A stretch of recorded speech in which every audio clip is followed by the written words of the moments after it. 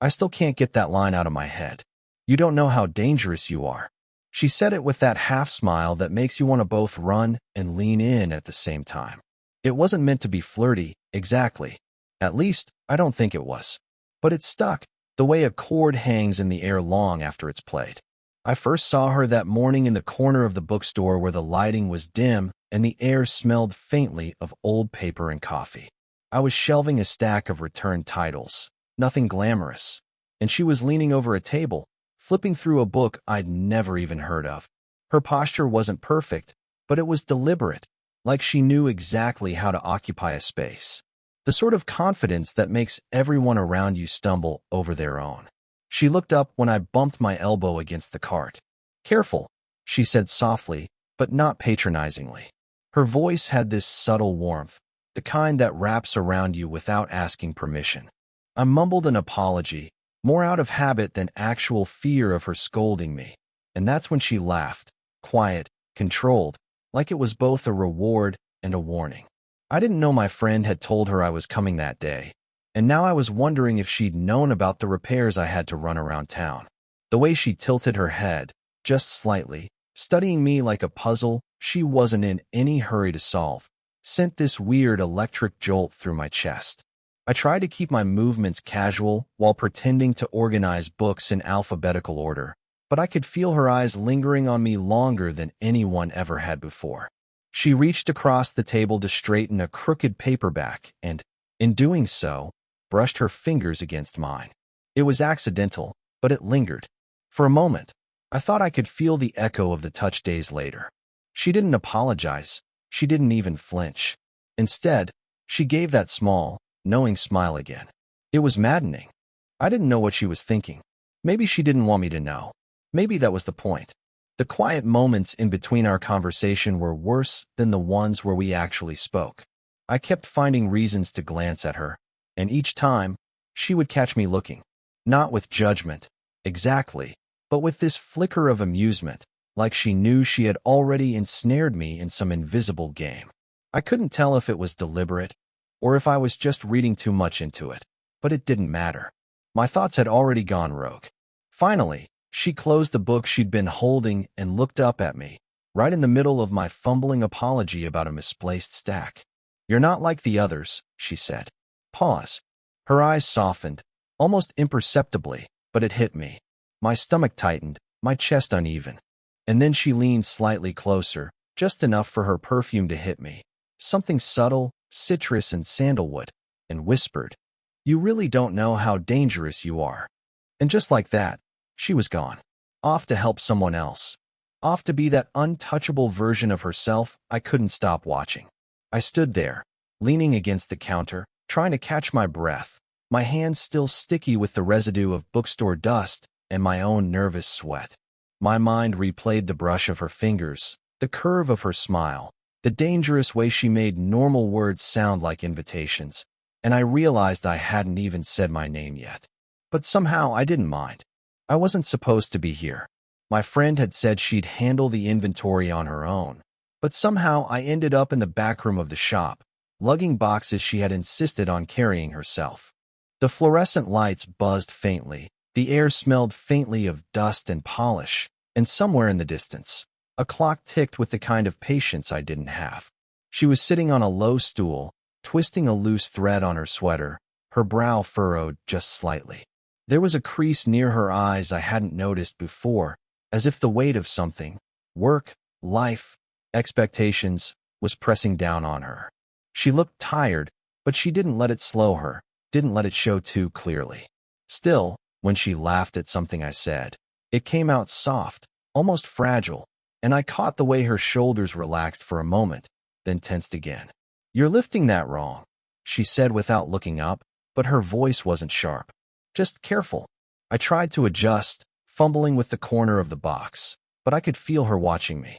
Not critically, more deliberately, like she was mapping out how I moved, how I breathed, how easily I could break a rhythm she had set. I watched her hands. Long fingers, unadorned, but strong. The nails were short, practical. She had this way of brushing a stray hair behind her ear that made her pause, almost shy, though her eyes were still steady on me. And in that pause, I felt something stir, an awareness that I wasn't supposed to feel this connected to someone who had every reason to stay distant.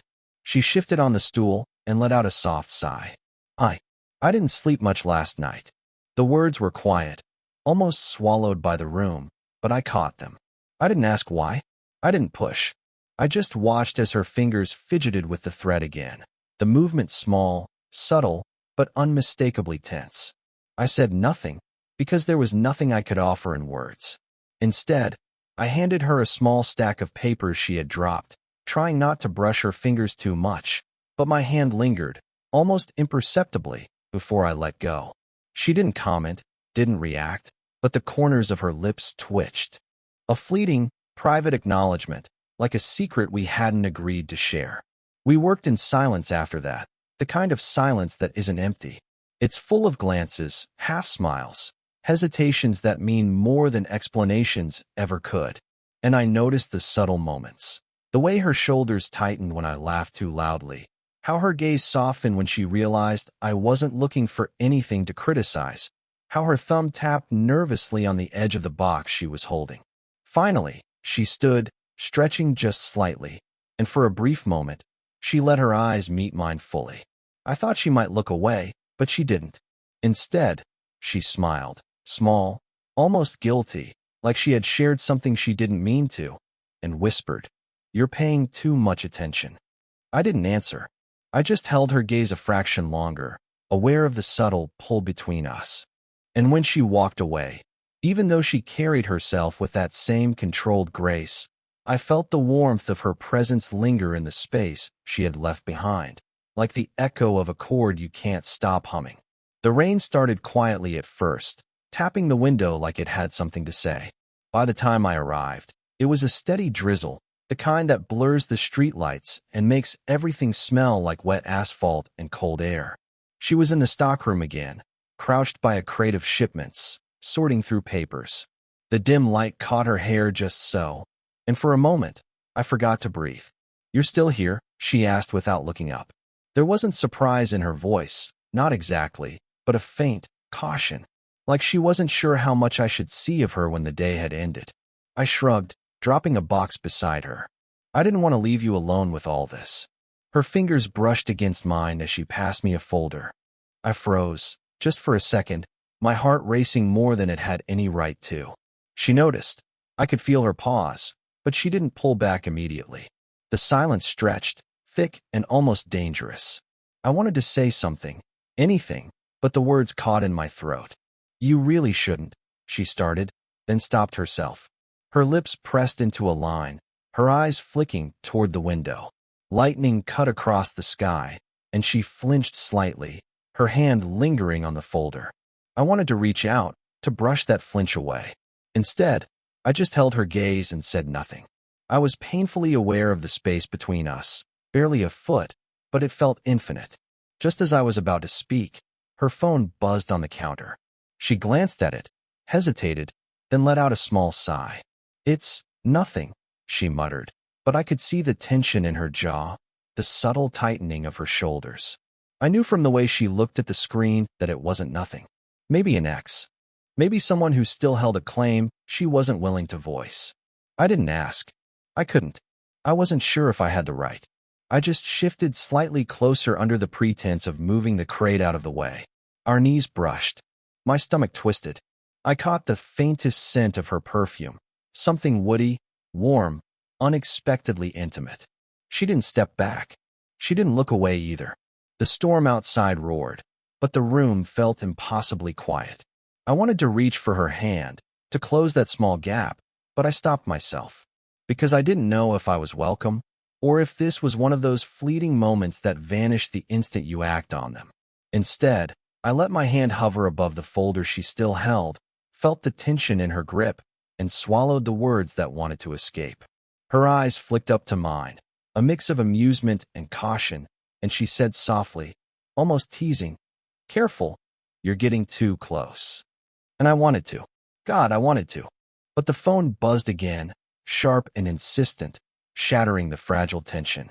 She glanced at it, murmured something under her breath, and moved a step back.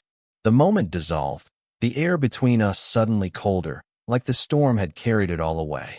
I stayed still, watching her retreat into the dim shadows of the room, heart hammering, knowing I'd replay that near touch 1,000 times before I could stop.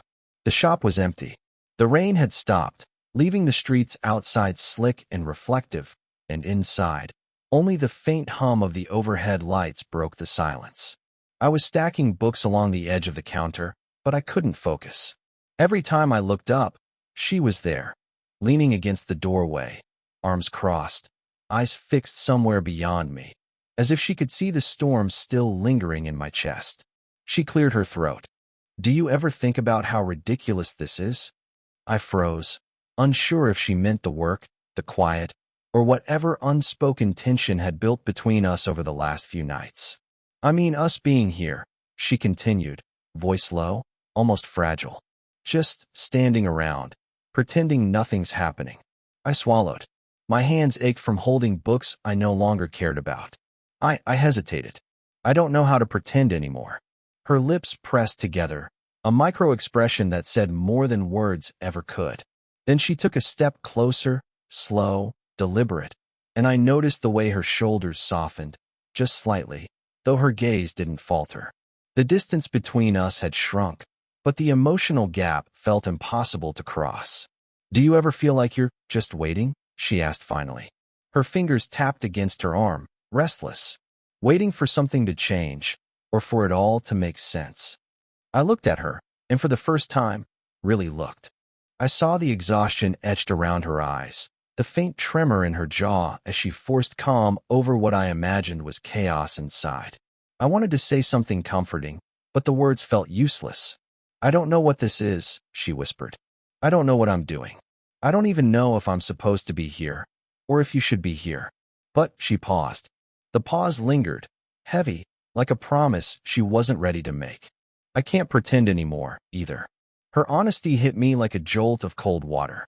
I had felt it too, of course. The moments we spent too close, the glances that lasted too long, the tension that hummed between us. But hearing her voice break that fragile wall of politeness was devastating. "I shouldn't be," I started, my voice catching. "I shouldn't feel like this." I trailed off, lost in the weight of the silence that stretched between us. She shook her head slightly, a bitter, rueful smile playing on her lips. "No, I shouldn't either. But we are." I wanted to reach out, to touch her, to say something that would make it all less confusing, less unbearable, but I couldn't. There was no bridge across this raw, uncharted territory. So we stood there, two people who knew too much, feeling too much, saying almost nothing. The silence wasn't empty. It was alive, thrumming with every unspoken word, every glance, every trembling thought we both refused to admit. Finally, she exhaled slowly, almost like a confession. "I don't know how to stop noticing you." And just like that, the room felt impossibly small. I was restocking the shelves near the corner when she appeared, holding a small, worn envelope in her hands. She didn't say anything at first, just stood there, shoulders slumped a little, staring at the floor as if she were debating whether to let the words inside out into the world. The envelope looked old, like it had survived years of careless handling, edges frayed, handwriting faint. "What's that?" I asked, careful, gentle. My voice felt too loud in the quiet room. She hesitated, then exhaled, slow and deliberate. "It's from him." She didn't clarify who he was, but I didn't need to ask. There was this pause, pregnant with unspoken history, a weight in the air that made the books on the shelves feel trivial. I leaned against the counter, pretending to busy myself with a stack of paperbacks, though I was acutely aware of her every move. "You don't have to. I want to," she interrupted, soft but steady. Her fingers brushed the envelope as if it were both fragile and dangerous. "It's from my husband." Or was. Before it all fell apart. The words didn't land like a story or a confession. They landed like cold water on my chest. Not shocking exactly, but the way she said them, the restraint, the quiet pain behind each syllable, made my stomach twist. "I didn't know," I muttered, unsure if I was allowed to look at her while she shared this. She shrugged, a small, almost bitter movement. Most people don't. Nobody wants to dig into that part of me. But you. She trailed off, glancing at me, then away, as if noticing my curiosity and judgment all at once. I don't know why I'm telling you this. I didn't speak. I couldn't.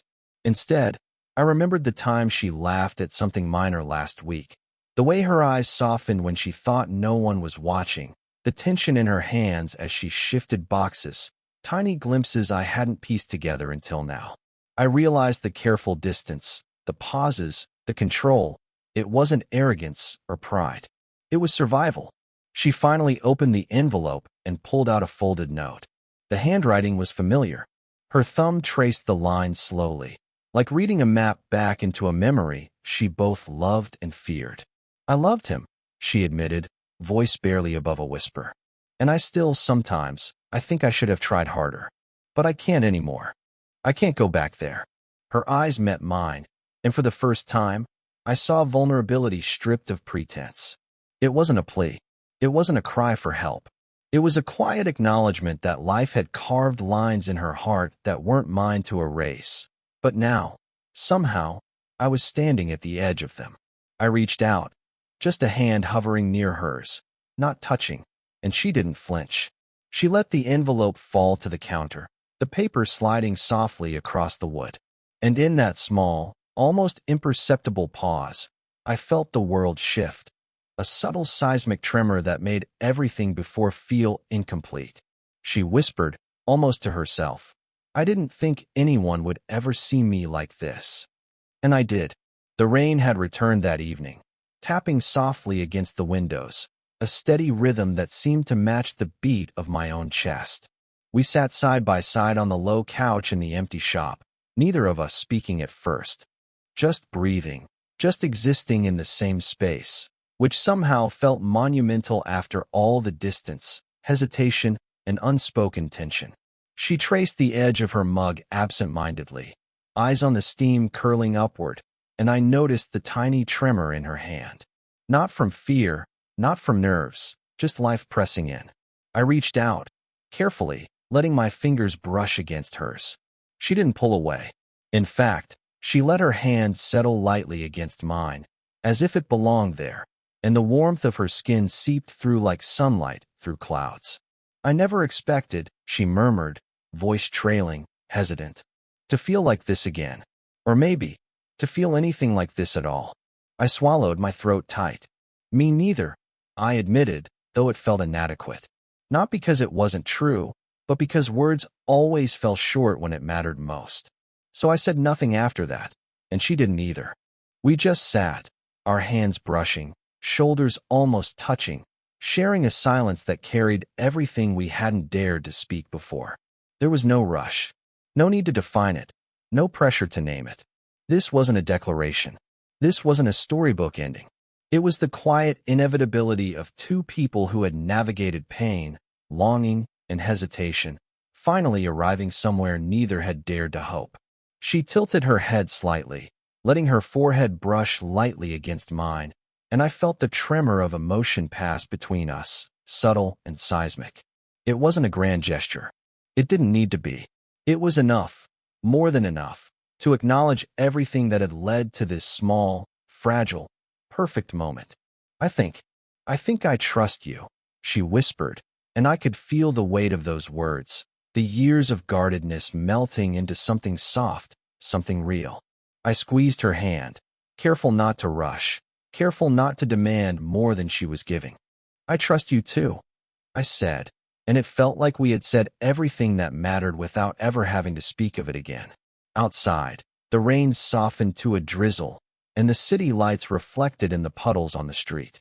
Inside, our world had narrowed to the warmth of that couch, the quiet brush of our hands, the shared space that had become ours.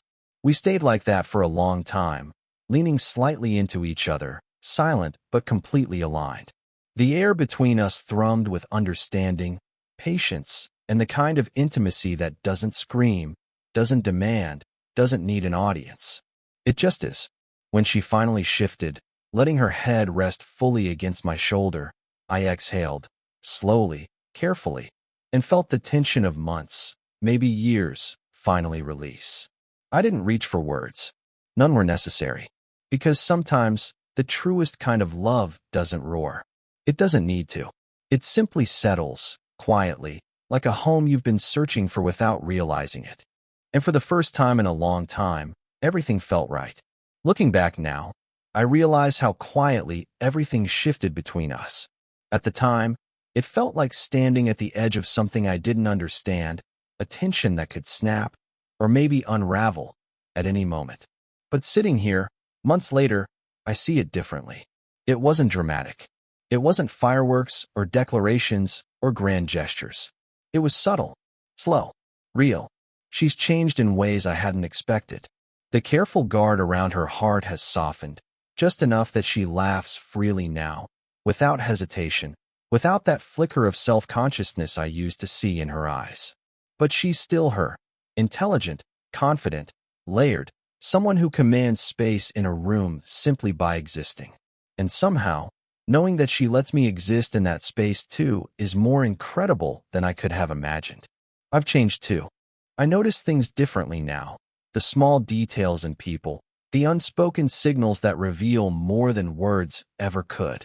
I've learned patience in ways I didn't think I needed. I've learned to sit with longing, with hesitation, with vulnerability, and not run from it. I've learned that love doesn't always announce itself. Sometimes it creeps in through tiny touches, shared silences, and moments of mutual understanding that feel like the world has narrowed just to the two of you. We've learned, together, that the rules don't always matter.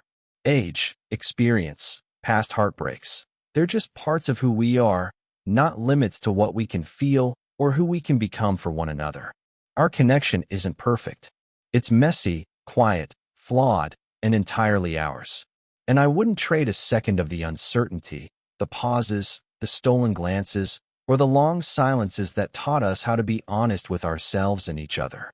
Sometimes, I catch myself replaying the first time she whispered those words, the ones that haunted me, the ones I still think about when I'm alone.